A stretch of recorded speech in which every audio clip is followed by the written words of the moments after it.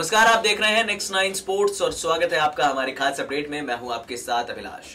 जहां एक तरफ टीम इंडिया तैयारी कर रही है सिडनी में ऑस्ट्रेलिया से भिड़ने की, क्योंकि वनडे सीरीज की शुरुआत कल से हो रही है, वहीं दूसरी तरफ विवादों का सिलसिला भारतीय टीम का पीछा नहीं छोड़ रहा। दरअसल आपको बता दें कि हाल ही में controversial reality show coffee with Karan में जब पहुंचे हार्दिक पांड्या और केएल राहुल, उसके बाद उन्होंने काफी आपत्तिजनक बातें कही, ऐसी बातें कही जिसने भारतीय क्रिकेट को शर्मसार करके रख दिया। चीयर लीडर से लेकर आईपीएल पार्टी से लेकर इवन ड्रेसिंग रूम में क्या होता है, ये सारी चीजें उन्होंने इस तरह से बयां की जो ये साफ दिखाती हैं कि भारतीय क्रिकेट में खिलाड़ियों को शर्म हया नहीं है।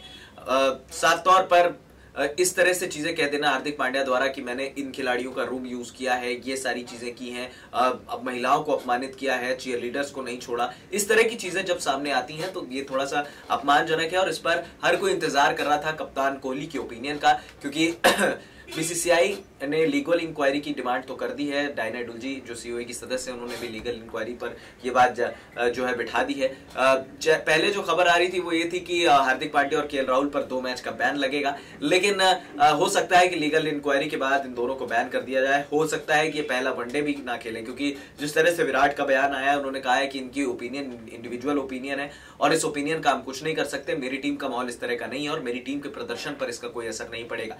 उन्होंने कहा कि भारतीय क्रिकेट टीम आगे बढ़ने की सोच रही है और आगे बढ़कर बेहतर प्रदर्शन करने की सोच रही है। इवन विराट से भी पूछा गया कि अगर पांड्या नहीं हुए तो क्या विकल्प होगा। उन्होंने कहा कि हमारे पास विकल्प है, कभी भी किसी खिलाड़ी के रहने या ना रहने से टीम की जो एक आगे बढ़ने की जो ललक है या फिर टीम जो करना चाहती है उस पर इम्पैक्ट नहीं पड़ता है। और राहुल और पांड्या ने जो भी कहा है ये उनकी अपनी ओपिनियन है और इस पे हमारी टीम का कोई लेना देना नहीं है। यानी कि साफ तौर पर विराट ने पल्ला तो झाड़ लिया है और इनडायरेक्टली इनको भी बोल दिया है कि या तो आप पर बैन लगेगा और बीसीसीआई की इंक्वायरी लगेगी, अब मैं आपको नहीं बचा सकता। देखना होगा कि किस तरह से हार्दिक पांड्या और केएल राहुल पर बीसीसीआई एक्शन लेती है। फिलहाल इसका अपडेट में इतना ही।